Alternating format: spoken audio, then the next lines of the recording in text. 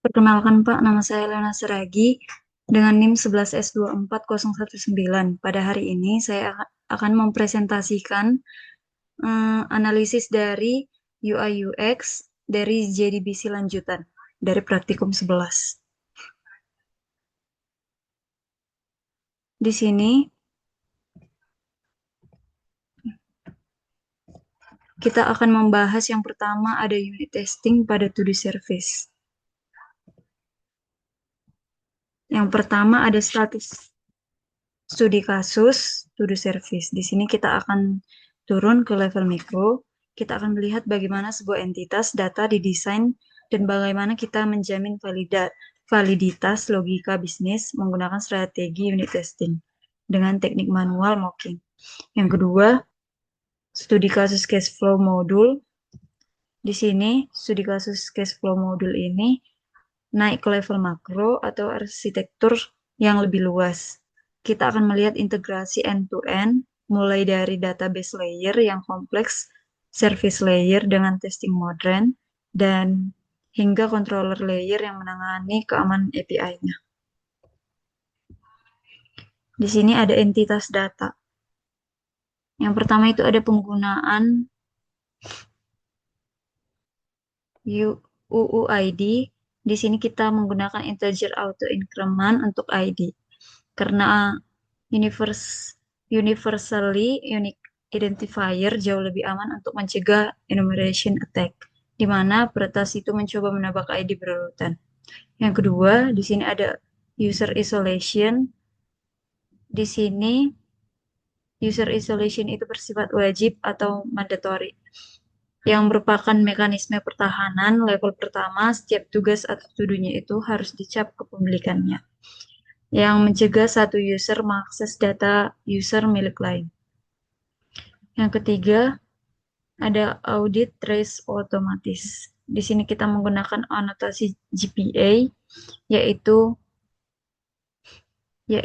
add pre-persist dan add pre-update.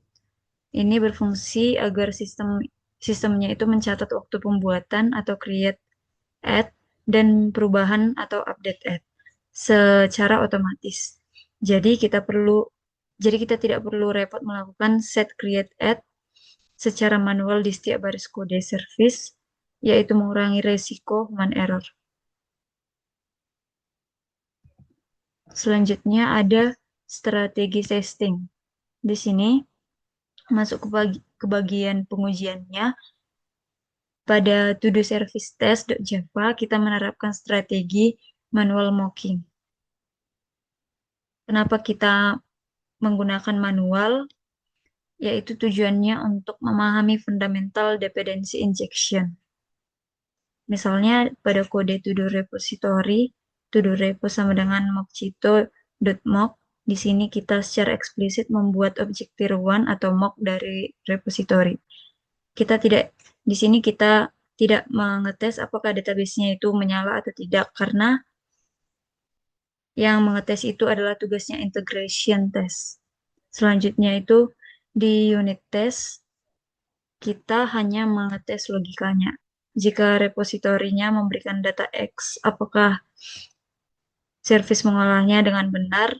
Kita itu menyuntikkan inject mock tersebut ke dalam konstruktor to-do service yang akan membuktikan kalau kode kita itu loosely coupled, yaitu mudah dipisahkan dan dites secara isolasi. Selanjutnya di sini ada validasi logikanya. Ada skenario read dan search. Di sini kita menguji kecerdasan kode dalam menangani pencarian. Dan test case-nya itu membedakan antara pencarian dengan kata kunci spesifik dan pencarian dengan string kosong atau spasi. Kodenya itu mengembalikan semua data jika usernya hanya mengirim spasi. Yang kedua itu ada skenario negatif test atau update dan delete.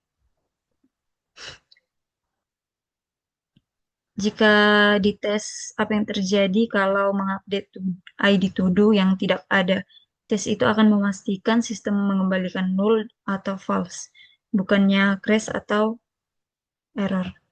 Selanjutnya ada skenario khusus atau update cover atau dengan kata lain side effect. Di sini merupakan logika penggantian gambarnya. Sebelumnya menyimpan nama gambar baru ke database-nya itu, sistemnya itu harus menghapus file fisik gambar lama di storage-nya. Unit testnya di sini memverifikasi bahwa metode delete file-nya itu benar-benar dipanggil. Kita menggunakan update cover ini karena jika kita mengganti profil 10 kali, maka kalau misalnya logika penghapusannya itu gagal, servernya itu nggak akan penuh dengan file sampah